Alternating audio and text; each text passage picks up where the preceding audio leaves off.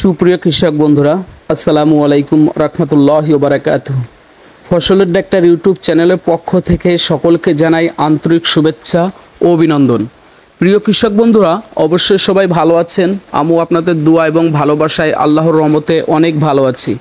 প্রিয় বন্ধুরা, সবার আগে একটি কথা বলবো, যারা এখন আমার এই নতুন চ্যানেলটি সাবস্ক্রাইব করেন নাই, অবশ্যই আমার চ্যানেলটি সাবস্ক্রাইব করবেন, পাশে থাকবেন, বেল বাটন অল করে দিবেন, লাইক করবেন, শেয়ার করবেন এবং যাদের কৃষিভিত্তিক কোনো তথ্য জানার প্রয়োজন হয় অবশ্যই আমার কমেন্ট বক্সে কমেন্ট করবেন। আমি আপনাদেরকে অবশ্যই কমেন্টের রিপ্লাই ভিডিও দেবো।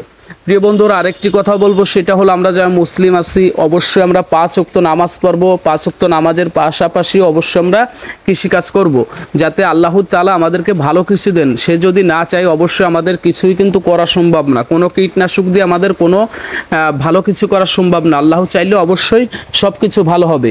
তো প্রিয় বন্ধুরা, আমি আজকে যে বিষয়টা আলোচনা করব সেটা হলো মরিচ চাষে আমার যে কৃষক ভাইয়েরা আছেন তাদের জন্য।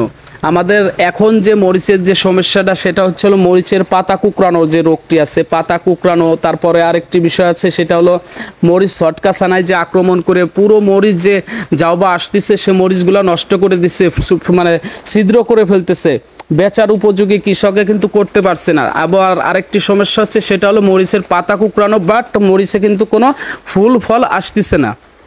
তো প্রিয় বন্ধুরা, এই বিষয়ে আজকে আমি আপনাদের মাঝে আলোচনা করব। আর আলোচনার ভিতরে আমরা যে ওষুধটি এখন আজকে আমি আপনাদেরকে বলবো সেটা হচ্ছিল সিনজেন্টা কোম্পানির 3টা প্রোডাক্ট। এই 3টা প্রোডাক্ট কিন্তু ভাইরাল 3টা প্রোডাক্ট। এটা আমরা কৃষিকাজ যারা করি অবশ্যই কিন্তু আমরা এই 3টা প্রোডাক্ট সকলেই চিনি।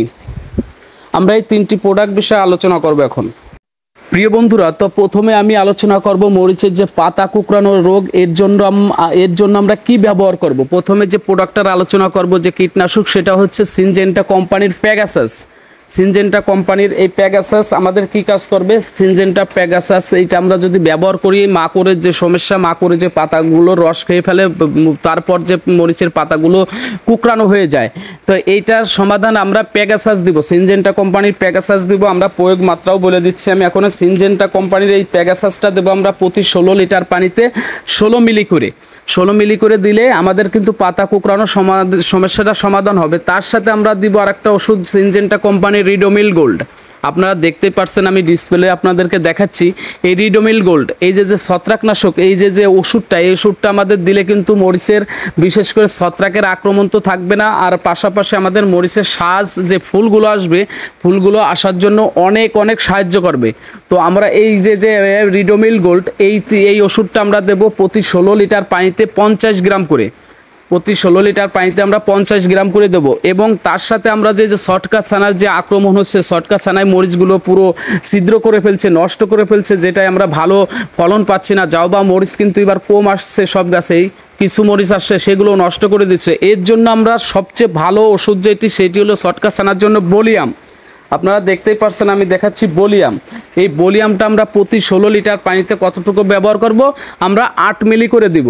এই যে 3টি ওষুধের কথা বললাম, এই 3টি ওষুধ আমরা যদি ব্যবহার করি অবশ্যই কিন্তু আমাদের ভালো রেজাল্ট আসবে। তাহলে আমরা প্রথমে ব্যবহার করব পাতা কুকড়ানোর সমাধানটা হবে প্যাগাসাস, এবং শ্বাস ফুলের জন্য আমাদের সহযোগিতা করবে রিডোমিল গোল্ড, এবং তার সাথে আমরা ফল ছিদ্রকারী যে পোকাগুলো আছে ছটকাছানা, সেগুলোর জন্য ব্যবহার করব বলিয়াম।